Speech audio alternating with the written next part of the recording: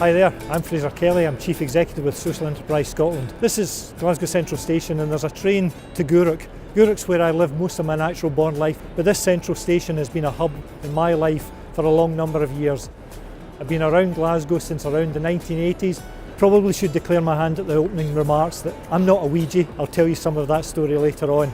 I worked in Port Glasgow, which is in Inverclyde, and there was a lot of deindustrialisation because the shipyards had been closing for a long number of years, high levels of unemployment, long-term unemployment. That was when I started to look again at what the economy, how it was structured, and looking at organisations that were developed by local communities for local communities.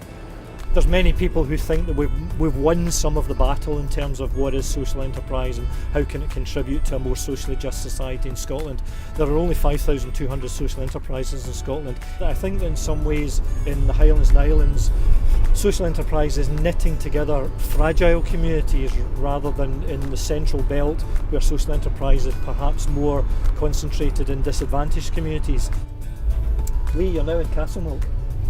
I was on the board here. This is a project and a piece of work that took probably between 9 and 10 years, 27 different funders, but it's one of the best examples of economic and social regeneration. People on the board, people like Anna Stewart, like Christine Devine, who are actually community stalwarts, people who actually knew what was needed, knew what the community wanted to happen with this building. It's used by the community, it's busy every weekend. There's a social enterprise nursery, there's a sensory garden.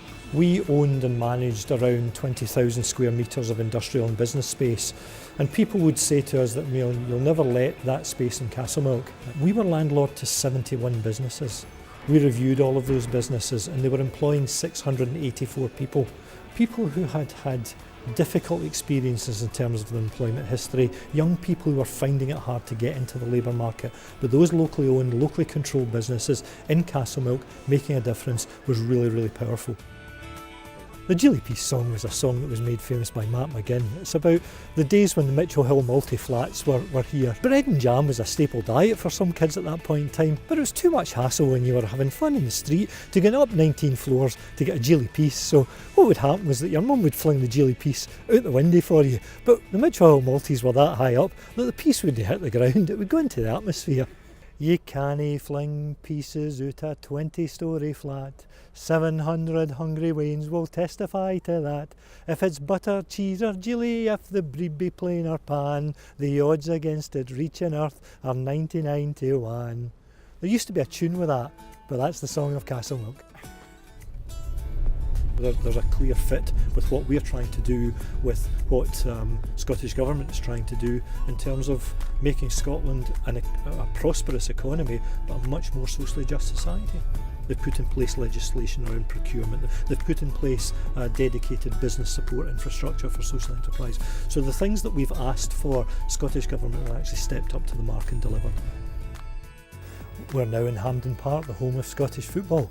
And I came to Hampden in 1979 to watch Scotland play Argentina, and it was the day that Diego Maradona made his debut for Argentina. The lad who scored for Scotland that day was a guy called Arthur Graham, and he was actually a Castlemilk boy. So Hampden has a special place for me, given that it's the National Football Stadium.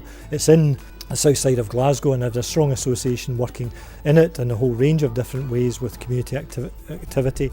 It's funnily, I look back on my career, and my career's not finished yet. I'm still excited. I still want to change the world every day that I get up. But I wonder sometimes if I've been part of the problem or part of the solution. And I say that in a way that I genuinely believe I've been part of the solution. I mentioned to you at the start of this interview that I'm not a Ouija. That's a Glaswegian or someone born in Glasgow, but I'm an adopted Ouija. And this place, 36 Marano Street, is where our mum and dad lived. And this is a place of just fabulous fondness for me.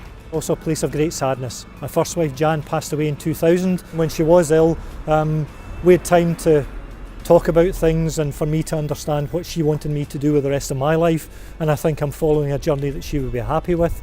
As I say, now I'm happy with where I am. I'm confident that I am who I am, partly because of the journey that I've been on. Thank you 36 Marano Street for some of the best parties I've ever been at, some of the most outrageous New Year's, some of the worst singing, some of the most ribald behaviour. So thank you Marano Street.